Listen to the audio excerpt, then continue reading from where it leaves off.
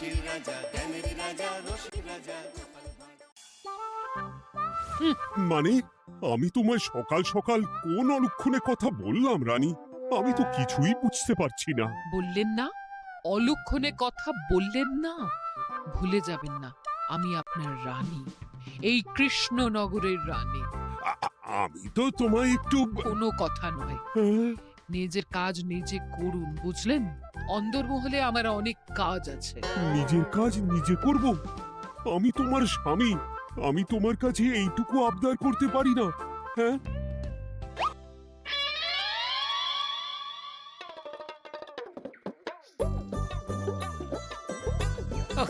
আজ গিন্নির সাথে বচসা করতে গিয়ে দেরি হয়ে গেল।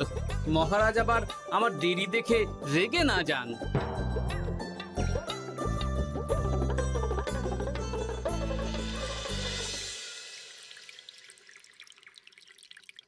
হ্যাঁ, তুমি কথাটা খুব একটা মন্দ বলনি মন্ত্রী।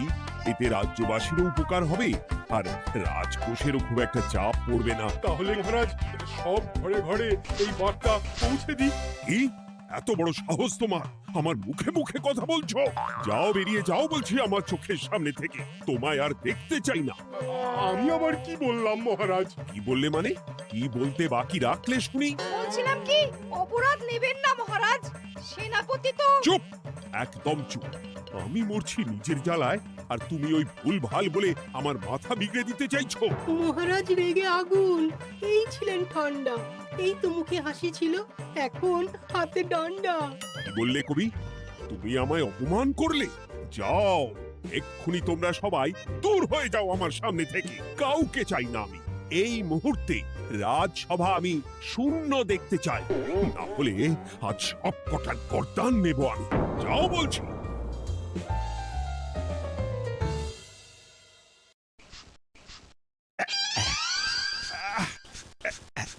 আহা, একটু শান্তি হলো। ভেবেছিলাম রাজসভায় করব তাই রে নাই রে, রাজা দিলেন ঘাড় ধাক্কা, এখন সবাই বাইরে। সে তো তোমার জন্য, তুমিই তো বেমক্কা একটা এমন কবিতা বললে। আহ, কেন এইভাবে চড়ছেন মন্ত্রী মশাই? দোষ তো আপনারও। আপনি তো কি একটা বলে রাজা মশাইয়ের মাথা গরম করে দিলেন। আমি আবার কি বলেছি? আরে মহারাজ তো সেনাপতির ওপর রেগে গেলেন।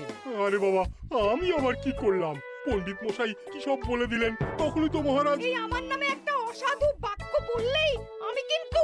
একই কাণ্ড! কৃষ্ণনগর রাজসভার সভারত্নরা বাইরে বের হয়ে কি মহা হট্টগোল শুরু করলেন।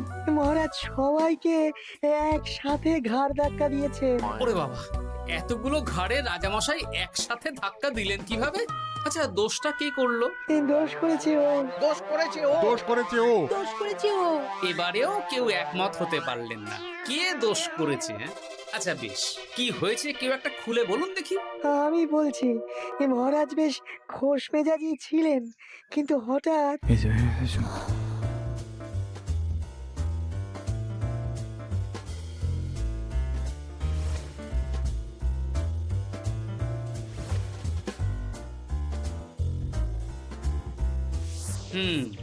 এই কাণ্ড! এ তো ভারী অদ্ভুত রোগ মনে হচ্ছে। মহারাজের আচমকা মাথায় রক্ত চড়ে গেল নাকি? হ্যাঁ, মহারাজ আপনাদের রাজসভায় ডেকেছেন। ওরে বাবা না, যাব না গো আমি, আমার কাছে আমার প্রাণ সবচেয়ে দামি। আমিও যাব না, নির্ঘাত মহারাজ গর্দান নিতেই ডাকছেন। আমিও যাব না গোপাল, আমারও প্রাণের বড় মায়া। আচ্ছা, এটা কি কোনো কথা হলো? হ্যাঁ, প্রাণের মায়া কার নেই বলুন তো? আর মহারাজ যে গর্দান নিতেই ডাকছেন তার কি কোনো মানে আছে? অন্য কারণও তো হতে পারে। তুমি কি করে বুঝলে? হ্যাঁ, বুঝতে পারিনি, তবে আন্দাজ করেছি। তোমাদের কথাতেই শুনলাম মহারাজ খোশ মেজাজেই ছিলেন, সহসা রেগে গেছেন। আবার যে সহসা খোশ মেজাজেই ফেরেননি, তাই কি বলা যায়? এটা তুমি বলনি তো মন্দ। চলো সবে ফিরিয়ে আনি রাজসভার ছন্দ। আরে গোপাল, এসো এসো এসো। তা এত দেরি করলে কেন? বাকিরা কোথায়? তারা আসছেন মহারাজ। আপনি তাদের ডেকেছেন, তাদের ঘাড়ে কটা মাথা যে তারা আসবেন না। কিন্তু মহারাজ, আমি অন্য কথা ভাবছি। কি কথা গোপাল? আপনি নাকি সভায় আজ হঠাৎ সবার উপরে রেগে গিয়ে তাদের সভা থেকে বের করে দিয়েছেন মহারাজ? এ কি সত্যি মহারাজ? আরে না না গোপাল, মোটেও না। বলতে পারো আমি সবার সাথে একযোগে একটা রসিকতা করছিলাম। আমি দেখছিলাম সবাই আমার রসিকতা কেমন বুঝতে পারে। তাই নাকি? আসলে তুমি ছিলে না বলেই এরা কেউ আমার রসিকতা ধরতে পারেনি। এ কি সত্যি মহারাজ? আপনি সত্যি আমাদের উপর কোনো রাগ করেননি? হুম, এ কি, এই সব কিছুই আপনার রসিকতা ছিল? ও মা, তাই নাকি মহারাজ? এই যে আপনি শুনিয়ে দিলেন কথা কড়া কড়া, সবকিছুই ছিল আসলে নিছক মজা করা। আহ, আবার যত সব বাজে বকছো তোমরা। এত কথা কেন? তোমরা কেউ আসলে মহারাজ কৃষ্ণচন্দ্রের রাজসভার যোগ্য নও।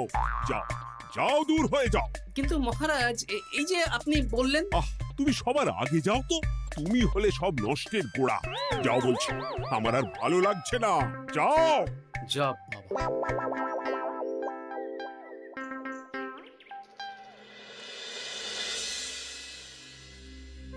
কি বুঝছেন? না না না, আমি তো সবই ঠিক দেখছি রানীমা। হ্যাঁ, এটা ঠিক যে নারীর গতি কিঞ্চিত চঞ্চল বটে, তবে তা তো হতেই পারে। বাকি সবটাই ঠিকই আছে। তাহলে এমন হচ্ছে কেন?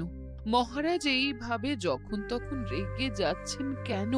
আজ শুনলাম আপনাদের সভা থেকে দুবার বের করে দিয়েছেন, আবার ফিরিয়ে এনেছেন। হুম হুম হুম। আমি ওষুধ পাঠিয়ে দিচ্ছি, আর মহারাজের কিঞ্চিত বিশ্রামের দরকার। হ্যাঁ, তোমার মাথা আর আমার মুন্ডু। বলি, আমি বিশ্রাম নিলে রাজকার্যকে চালাবে শুনি তুমি, নাকি ওই অকর্মার ঢেকি মন্ত্রী? না মানে ওই আমি। যাও, আর আমার কথা বলতে ভালো লাগছে না। আমাকে একটু একা থাকতে দাও।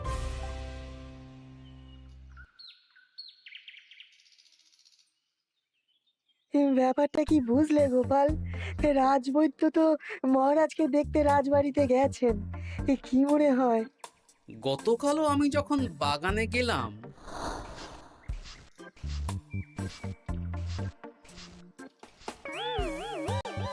গোপাল, তোমার কি মনে হয় মহারাজকে কোন রোগে ধরেছে? এই রেগে যাচ্ছেন, আবার এই মাথা ঠান্ডা হয়ে গিয়ে ডেকে পাঠাচ্ছেন। আমি বলি কি গোপাল, তখন সবার সামনে বলিনি বটে, তবে এখন তোমার সামনে স্বীকার করতে বাধা নেই। কি কথা বিজ্ঞানী? মহারাজের এই রাগের কারণ হয়তো আমি। আমার মনে হয় আমার দোষেই উনি এরকম বারবার রেগে যাচ্ছেন। কেন? আসলে মহারাজ আমাকে একটা মাথা যন্ত্রণা সারার ওষুধ আবিষ্কারের দায়িত্ব দিয়েছিলেন, তো আমি অনেক চেষ্টা করেও সেই ওষুধটা আবিষ্কার করতে পারিনি। যেটা আবিষ্কার করেছি তাতে সেরকম কাজ হচ্ছে না। আমার মনে হয় ওনার মাথা ব্যথা থেকে এরকম হচ্ছে। সে যাই হোক, তুমি কিছু একটা করো গোপাল। মহারাজের অসুখ কিভাবে সারানো যাবে সেটা নিয়ে কিছু একটা ভাবো।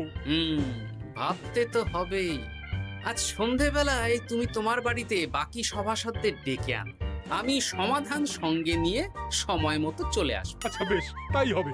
আমি এখনই বাকিদের খবর দিয়ে দিচ্ছি। আর বিজ্ঞানী, একটু এদিকে এসো তো, একটা কথা আছে।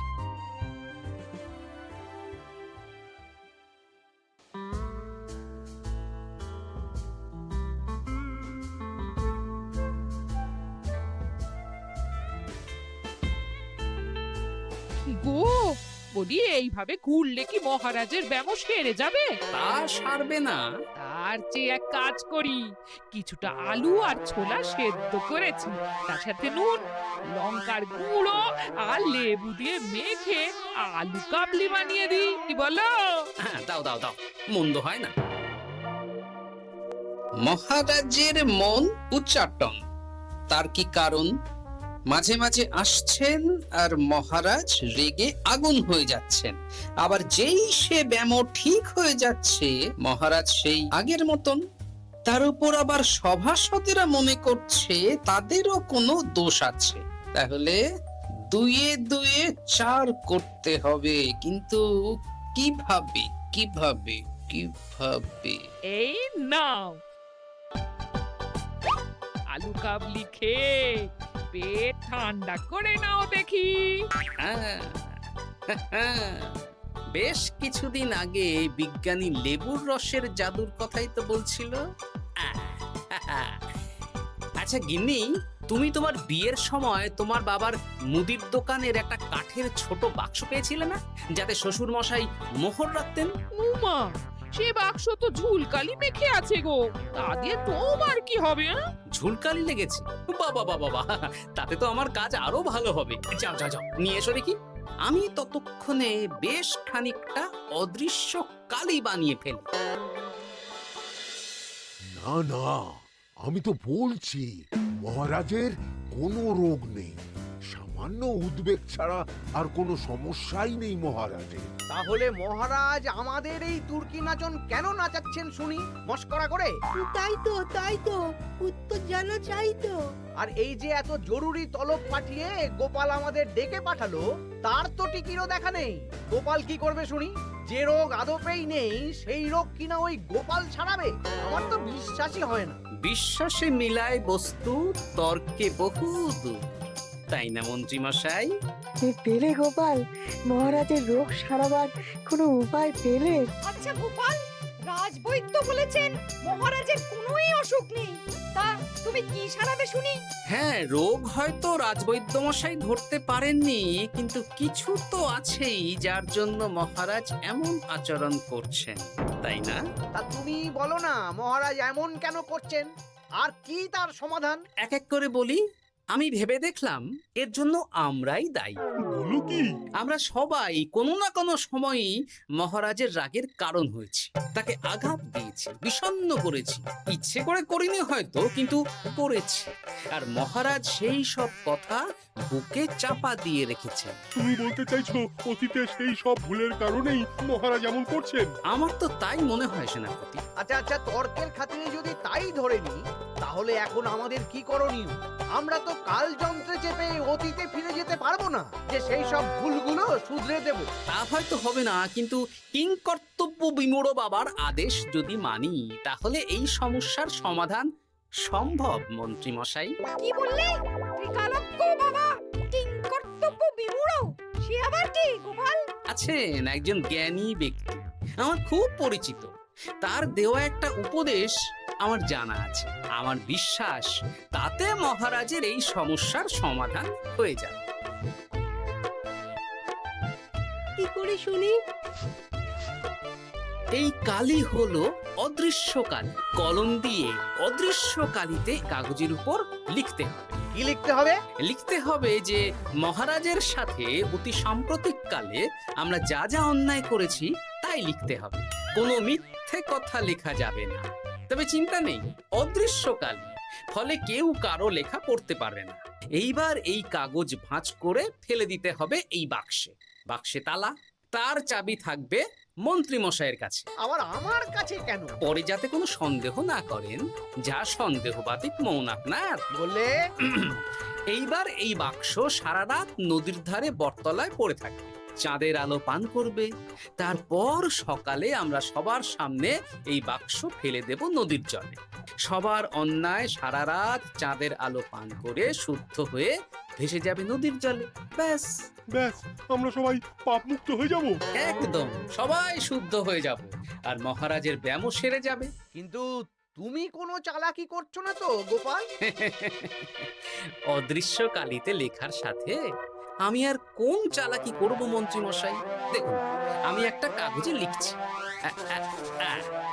কি কিছু বোঝা যাচ্ছে? সত্যি তো কিছু বোঝা যাচ্ছে না যে আদৌ কিছু লেখা হয়েছে কি হয়নি। তাহলে লেখা শুরু করা যাক। এক এক করে লিখুন আর কাগজ ভাঁজ করে বাক্সে ভরে দিন। আর হ্যাঁ, একদম মিথ্যে কথা লিখবেন না, তাহলে কিন্তু লেখাগুলো অদৃশ্য থাকবে না, ফুটে উঠবে। আচ্ছা গোপাল, বুঝেছি।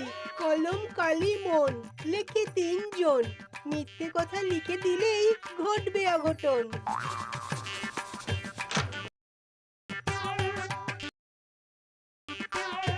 আমি বাক্সটা নদীর পাড়ে সঠিক জায়গায় রেখে আসব।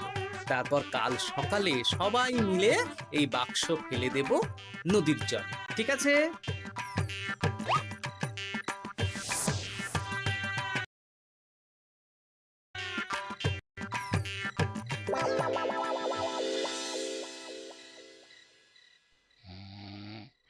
কথায় আছে, মনে যা আসে বলে যাও, ভুলেও লিখো না, তাহলেই বিপদে পড়বে।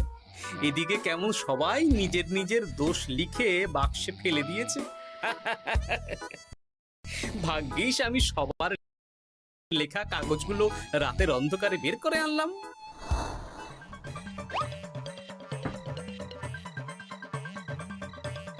এইবার এই কাগজগুলো ঢুকিয়ে দিলেই কেল্লা ফতে। এখন সবার পাপের স্বীকারোক্তি আমার হাতের মুঠোয়।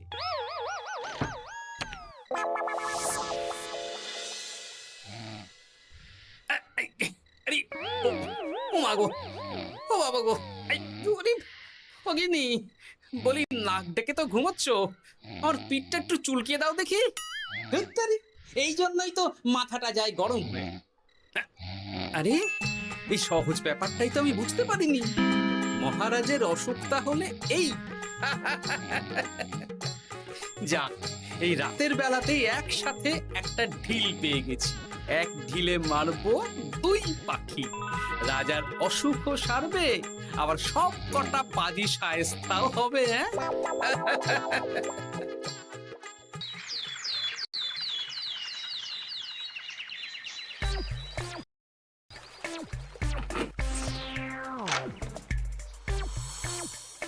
কি এইবার শান্তি হয়েছে তো মন্ত্রী মশাই? যেমন অদৃশ্য লেখা ছিল সেরকমই আছে তো?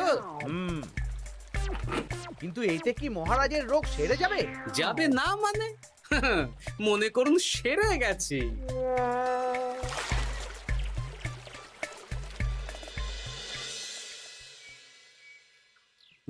তাহলে আজকে সভার কাজ শুরু করা যাক। ক্ষমা করবেন মহারাজ, সবার কাজ শুরু করার আগে একটা দরকারি কাজ আগে করা দরকার। না হলে আবার কখন আপনি আমাদের কারো উপর রেগে যাবেন আর আমাদের সভা থেকে তাড়িয়ে দেবেন, তার তো ঠিক নেই, তাই না? গোপাল, আর বিরক্ত করো না। আমার এত সাহস নেই মহারাজ যে আমি আপনাকে বিরক্ত করব। আমি তো জানি নিজের পিঠ যখন নিজে চুলকোনো যায় না, আর কেউ থাকে না সেই পিঠ চুলকিয়ে দেবার মতো, তখন কিরকম বিরক্তি জেগে ওঠে, তাই না মহারাজ? এ কি গোপাল, তুমি এত কিছু কি করে জানো? জানাই তো আমার কাজ মহারাজ। আর এও জানি যে আপনার এই বিরক্তির পেছনে সভাসদগণের ভূমিকা ঠিক কি। তার মধ্যে তুমিও আছো গোপাল, তাই না? আছি, পুরো মাত্রায় আছি মহারাজ। তবে হ্যাঁ, আমি কিন্তু তাই বলে রাজকোষের হিসেবে গোলমাল করে মহারাজের কোপের কারণ হইনি মন্ত্রী মশাই। এটা কি গোপাল আন্দাজে বলছে? না হলে কাল অদৃশ্য কালিতে আমি কি লিখেছি সেটা জানলো কি করে? আমি যা লিখেছি সেটাও কি গোপাল পড়ে ফেলেছে নাকি? যাকে পড়লেই বাকি, সব লেখা তো ওই নদীর জলে ভেসে গেছে। আমি যে লিখেছি তার প্রমাণ কি? তবে আর চিন্তা নেই মহারাজ, সমস্যার সমাধান হয়ে গেছে। এখন থেকে আপনি যতক্ষণ রাজসভায় থাকবেন, প্রথমে মন্ত্রী মশাই, তারপর পণ্ডিত মশাই, আর তারপর রাজবৈদ্য পালা করে আপনার পিঠ চুলকে দেবে। কেন আমি কেন চুলকে দেবো? না দিলে যে আপনার কপালে অনেক বড় শাস্তি ঝুলছে মন্ত্রী মশাই। রাজকোষে যে জালিয়াতি আপনি করেছেন তার স্বীকারোক্তি আমি হাজির করব যে মহারাজের সামনে।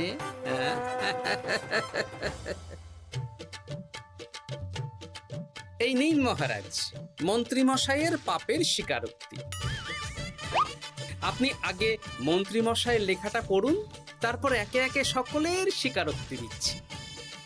এ কি মন্ত্রী, তুমি রাজকোষ থেকে 500 মোহর চুরি করেছো, আর তার বদলে সেই হিসেব তুমি পুকুর পাড় বাঁধানোর খরচ হিসেবে দেখিয়েছো।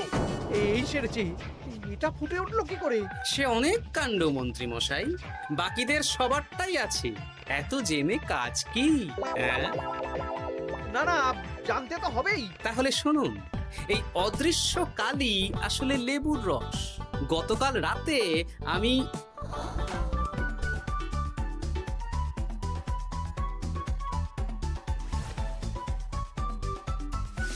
এবার লেবুর রসের অদৃশ্য লেখা কেন বা কিভাবে ফুটে উঠলো সেটা বিজ্ঞানী বোঝাবে। লেবুর রসে লেখা আগুনের তাপে ধরলে ফুটে ওঠে, কারণ লেবুর রসে থাকা অম্ল কাগজের সাথে থাকা শ্বেতসারের সাথে বিক্রিয়া করে এবং তাপ পেলে সেই বিক্রিয়া দ্রুত হয়ে কাগজের শ্বেতসার রাসায়নিকভাবে পরিবর্তিত হয়ে গাঢ় রং ধারণ করে। অনেক দিন আগে বিজ্ঞানীর কাছে ব্যাপারটা জেনেছিলাম, আজ কাজে করে দেখালাম। এবার মন্ত্রী মশাই দেখুন, মহারাজের সেবা করা ভালো না তার বদলে চাবুক খাওয়া ভালো।